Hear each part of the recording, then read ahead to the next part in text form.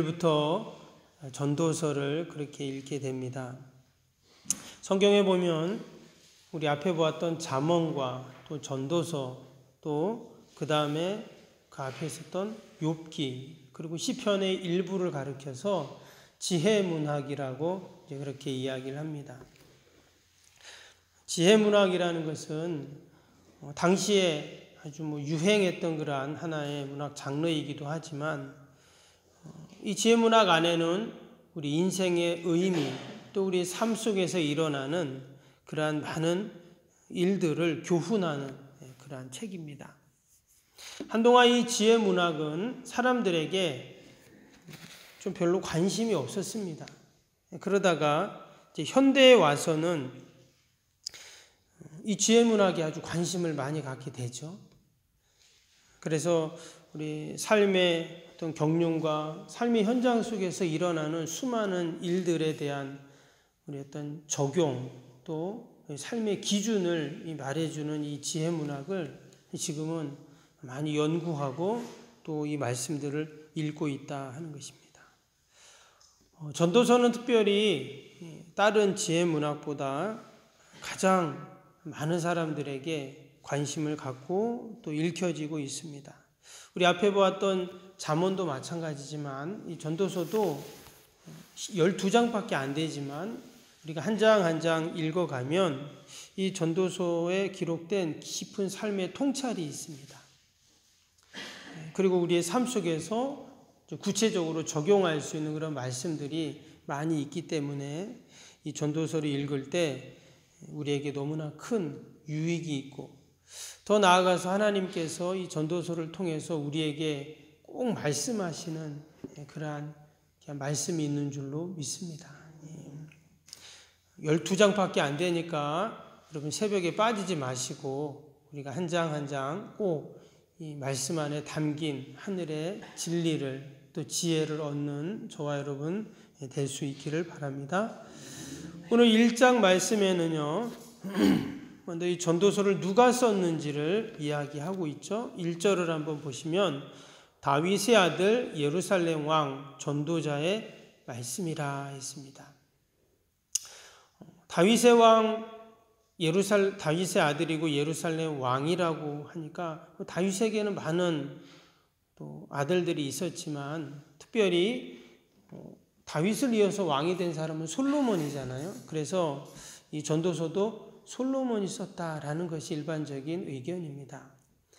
근데 여기 저자에 대한 이야기도 되지만 이 다윗의 아들 예루살렘 왕 전도자의 말씀이라는 이 한 구절 속에서 다윗이라는 이름은 하나님의 말씀의 언약을 계승하는 자죠. 그리고 예루살렘 왕이라는 것은 당시 하나님의 대리자로서 신정 왕국을 통치하는 자를 의미합니다. 그리고 또 전도자는 전도라는 말 자체가 전할 전 이끌 도자지만 여기서 말하는 이 전도라는 말은 지혜를 말하는 자, 또 도를 전하는 자 이런 의미입니다. 그래서 다윗의 아들 예루살렘 왕 전도자의 말씀이라는 이 한 구절 속에서는 이 전도서가 얼마나 권위 있는 책인가를 이제 이야기하는 겁니다.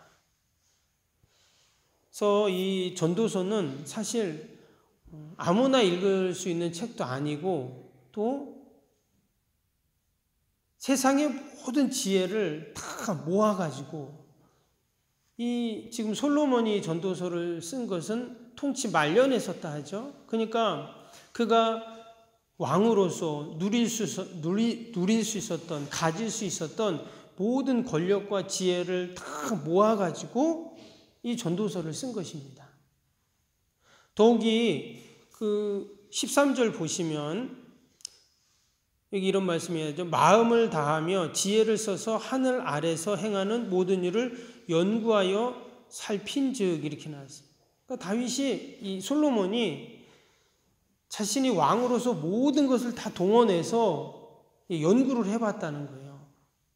그래서 결론을 딱 낸 게 바로 이 전도서입니다. 때문에 우리가 이 전도서를 읽는다는 것이 여러분 은혜이고 복인 줄로 믿습니다. 내가 살아보지 않고 경험해보지 않고 또 내가 알 수 없는 세상의 모든 지혜를 다, 경험을 다 모아가지고 마치 그것에 엑기스를 짠 것처럼 결론을 낸 것이 바로 이 전도서다. 때문에 우리가 이 전도서를 읽는 것 자체가 여러분 은혜이고 복인 줄로 믿습니다. 더욱이 우리는 이 전도서 안에 담긴 그 하나님의 귀한 하늘의 진리를 우리가 배운다는 것이 여러분 너무나 귀한 일이다라는 것입니다. 그러면 이러한 전도서를 쓴 저자에 대해서 이야기하고 이어지는 2절에 보면 이제 어떻게 시작이 됩니까? 2절 봅니다. 전도자가 이르되 헛되고 헛되며 헛되고 헛되니 모든 것이 헛되도다.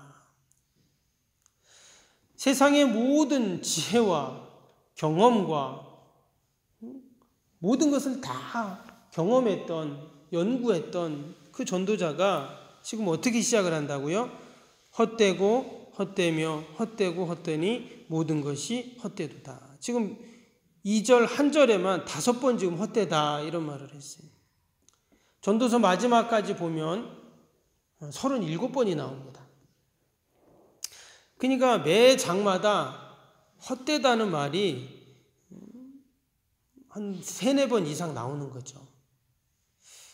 왜 이렇게 헛되다는 이야기를 하는가? 근데 말로만 헛되다는 게 아니라 내용 자체도 보면은요, 허무하고 또 헛된 것에 대한 이야기를 쭉 하고 있어요. 3절도 보세요. 3절 보면 해 아래에서 수고하는 모든 수고가 사람에게 무엇이 유익한가?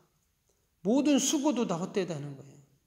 4절부터 7절까지는 어떻습니까?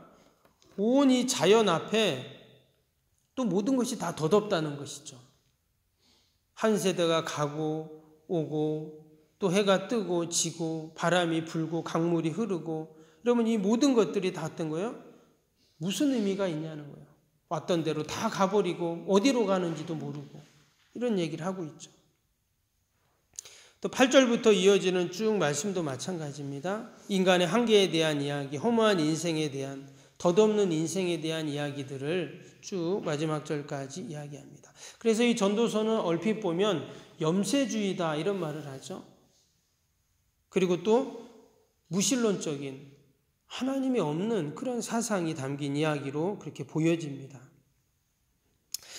왜 전도자가 이처럼 고백하고 또 이러한 교훈을 우리에게 이야기하고 있는가?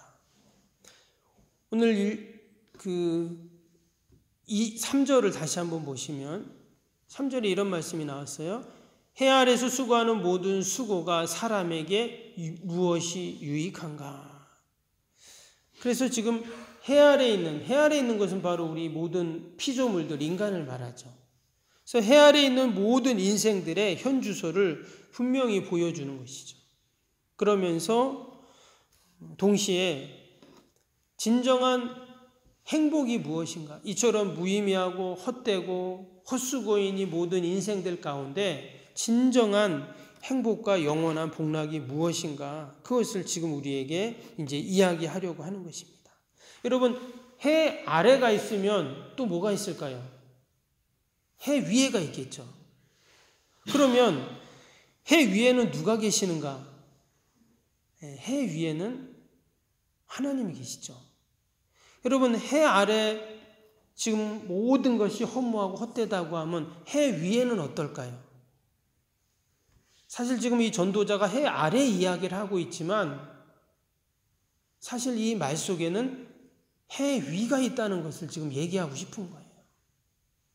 해 위는 천국이죠. 거기에는 헛됨도 없고 거기에는 눈물도 없고 고통도 없고 수고도 없고. 사실 전도자는 계속 해 아래 우리 인생들의 이 세상의 이야기를 하고 있는 것 같지만 사실은 해 위를 이야기하고 싶은 것입니다.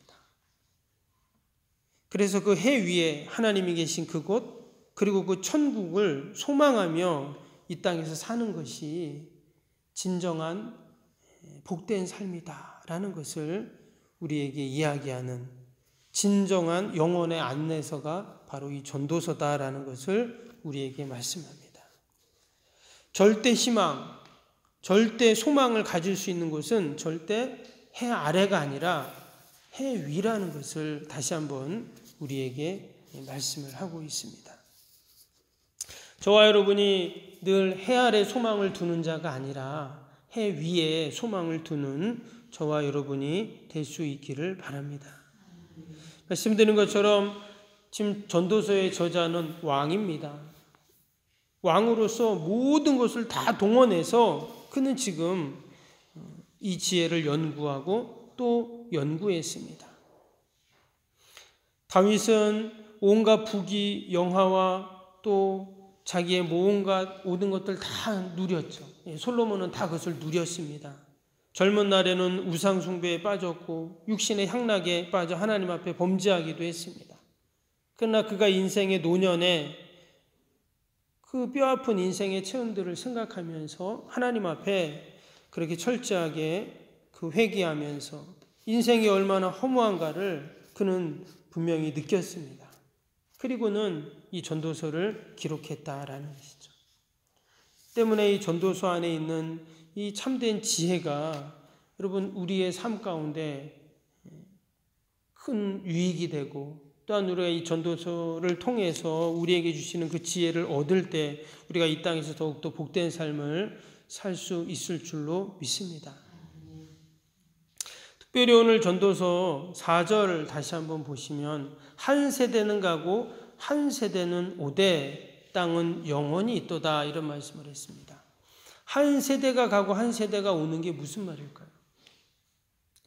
언젠가는 우리가 이 해 아래서의 모든 삶이 마지막이 있다는 이야기를 하고 있습니다. 그리고 그러나 땅은 영원히 있다. 하나님께서 주관하시고 하나님께서 섭리하시는 것은 영원히 있다는 그런 말씀이겠죠. 이 땅에 생명이 오고 또 이 땅의 생명이 마치고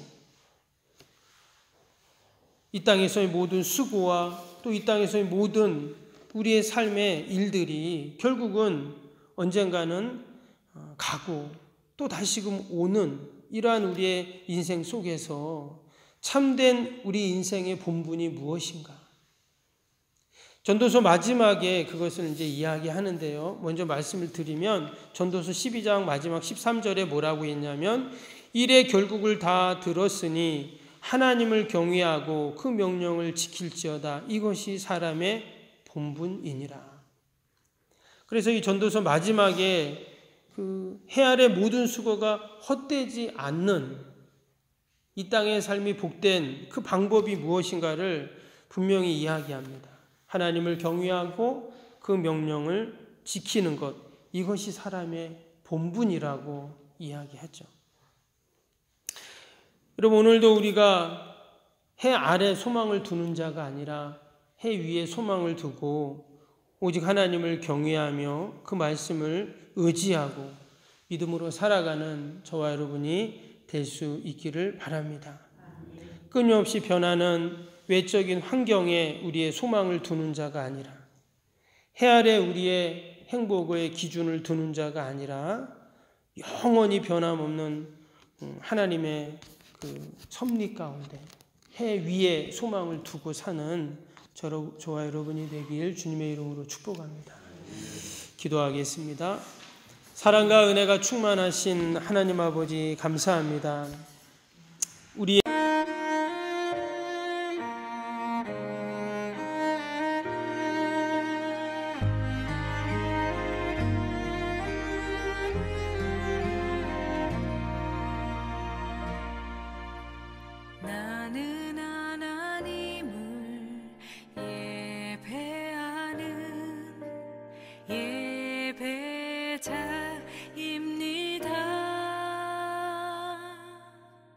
내가 서 있는 곳 어디서나 하나님을 예배합니다. 나는 하나님을 예배하는 예배자입니다.